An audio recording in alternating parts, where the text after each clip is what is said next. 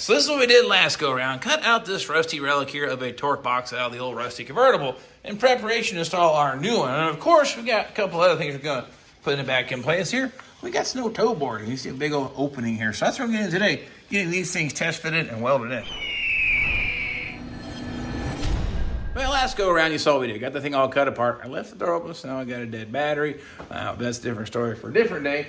But nonetheless, if you didn't see the previous video, go back and check it out, how to cut this thing out and get things lined up in preparation, get that torque box back in the proper location or super, super, super close back to original. There's a lot of wiggle room on these old F bodies, trust me on that, but get as close as you can as the goal. But anyway, got the toe board cut out and test fitted. Make sure I put that thing back in first. Around, we got this thing all cut, pretty close, mocked up, ready to go. Now, the thing about this panel, it's not the original panel. It's re-pop. It's stamped from whoever decided to make it off of who knows what. It's really, really close, and I love the quality, but it's not 100% the same. So what I'd like to do is we're just going to tack weld it, knowing we probably may have to take it back loose, so just a little tack here, and then we're going to try to get it lined up to the kick panel. Try to line it all up and get it perfect. It's impossible. You kind of got to do some tacking, little bend, little hammer, tack, bend, hammer, and finally get it to where you like it. And then you burn this thing in solid. But first things first, you got a little buzz right there where I can actually take it back loose if I need to, and work on lining the rest of it up.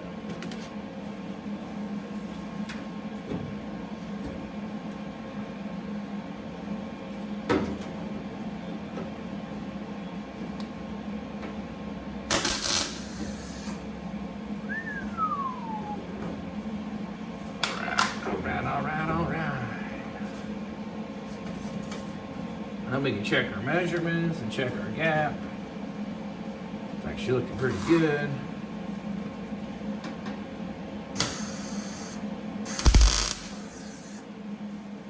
Voila. Oh man, that's like a real sharp. Let me show you this. All right, now what I'm looking at, so you can see it better, really close gap. I've got a little wider here at the end, but that's not bad. I mean, we're all pretty acceptable all the way across. Lines up good. Now I do a little work through here because the factory has a little more dimples in it. The replacement is pretty straight. So again, we'll tack on each side of these little waves and ripples and keep working them out. And as discussed the previous video, this was not lining up. That line there just didn't line up. Total length though, man, look at that. Spot on, I like it. The crease, that's one thing I gotta contend with, not complaining at all. Now we also know this rear edge should be about 13 inches. It's a little higher. This is going to rest on top of our new torque box. So let's just see how that measures up here. Use this measuring thingamajig. And let's see. Oh, did I get the camera to focus? We're just a little high, but that's not bad. I mean, in all seriousness, it actually has quite a bit of flex to it. So I think we'll go ahead. I think I might put a couple of our screws on the outside there on that pinch weld. And then I think we're going to test fit the torque box next and make sure I like it. Here's what I've done here on the outside. I painted this last go around, rust converter inside here, wire brushed the heck out of it, cleaned it up, put some tape over top of my marks because last thing I want to do is lose that because our string goes right between those two there, so we can take that out of the way. Same thing, weld through primer after cleaning it up. Now I put some screws in here to hold it to the rocker panel, then here to the inner of the rocker panel here too, of that front section. Now, check out my gap here. Super tight, really clean. That's gonna weld real nice. So, not gonna weld that in yet because I wanna test fit our torque box. This is the part that I wanna show you why I went through all this trouble with this little goofy setup right here. It's gonna make this really super simple. So what we'll do, literally, take our little doodad, whatever you wanna call this, our magic wand, I guess you could say. Go ahead and put that through the hole in our new torque box. It's going to rest it on that washer and literally just kind of like a little pogo stick or pole vaulting. Land up on our marks on the floor down here. I'll show you here. Flip it up into section, into its resting spot. I've got the height nailed. No ifs, ands, or buts, no questions. That's the exact same height it was because that's where I measured that. And it's a hard fixed surface. So basically go ahead and just clamp this into place. And then what we'll do is I'll hook up the plumb bob and verify everything is good, but that should nail it. For the idea of close-ups, now this looks pretty good here height-wise. We're covering up all the damage, all those spot welds clean up.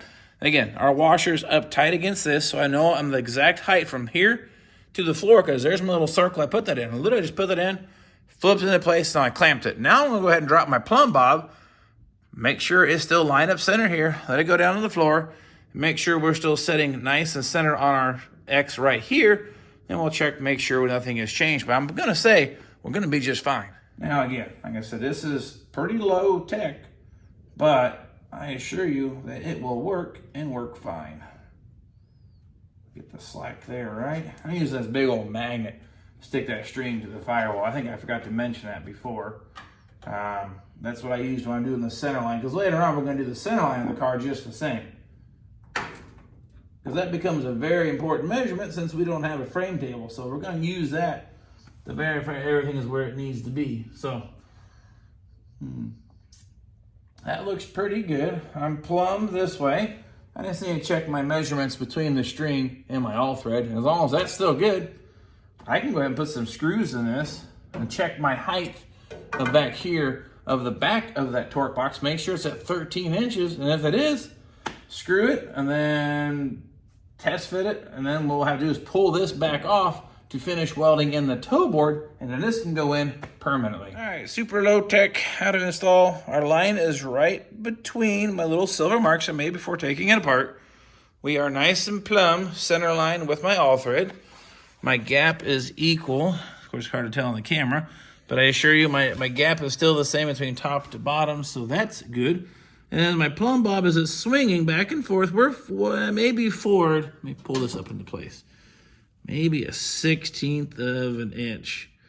Not bad. I'm gonna call that good. And I measured from here, the back of our toe board to the floor, 13 inches right on the money. So that tells me that I'm safe to go ahead and put a couple of screws in here and then take this back off, then burn the toe board all the way in, and this should not be any problem getting it lined back up. All right, test fit it in. Now I'm going to go ahead and just burn, stitch weld this all the way in. And as I'm working it, I've got some, to wiggle the panel just a little bit, see it close that gap up. So I'm going to just tack that into place and get that weld on this radius here. Needs a little hammering. It's not quite the same, but the same, I can hammer that to match, because right now it buckles out just a little bit. But that's, I mean, we're talking minor stuff here, all things considered.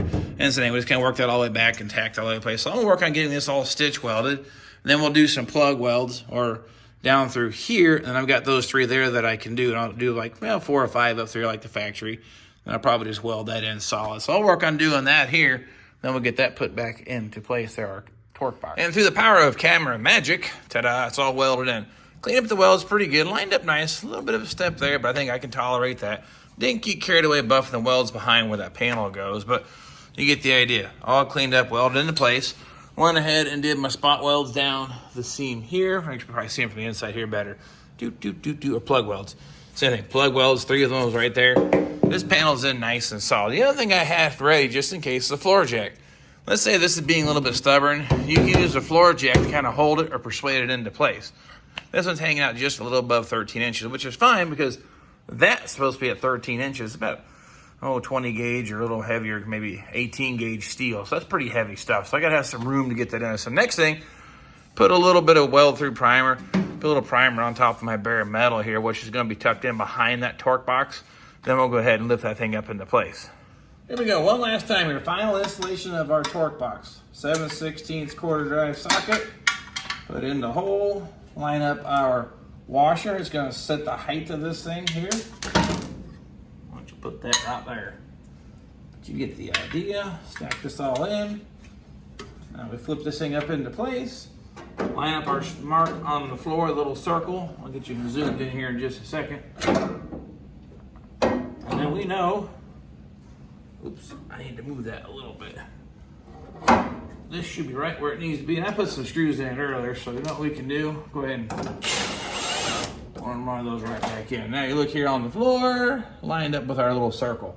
So I know my height is exactly where it was where I began with. Still dropped the plumb bob again, but I already did that. I already put some screws in, so I might put a handful of more screws in. We'll drop the plumb bob one last time, make sure it lines up here with our X on the floor, and if it does, burn the thing in.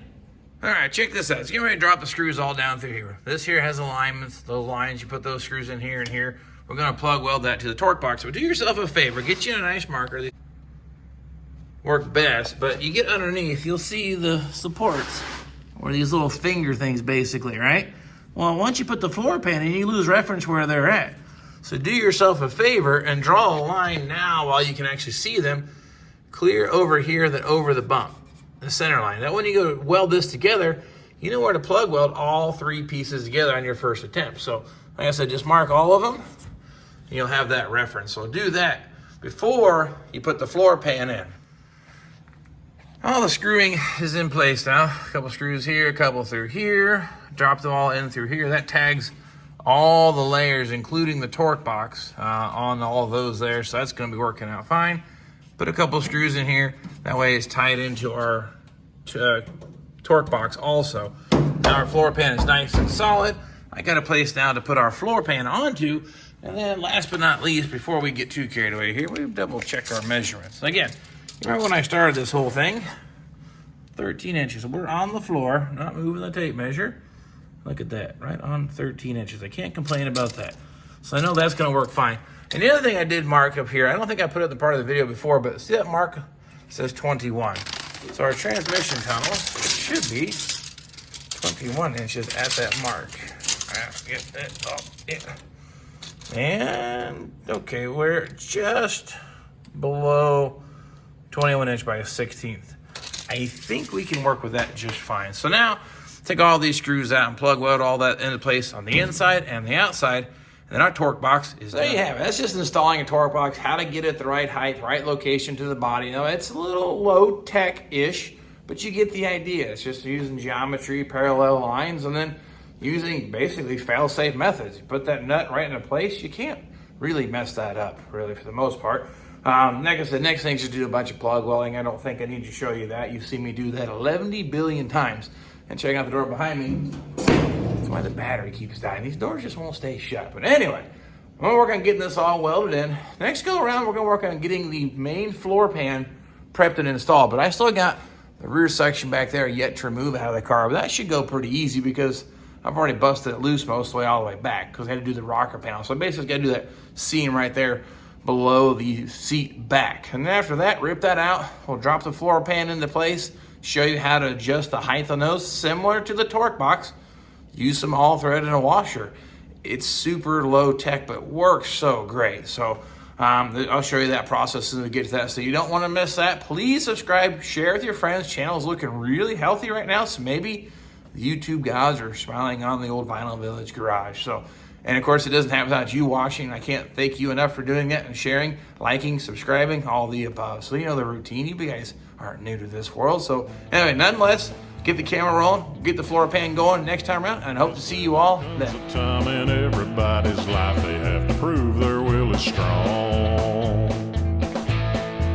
Just like this man from Indiana doing show car restorations in his home.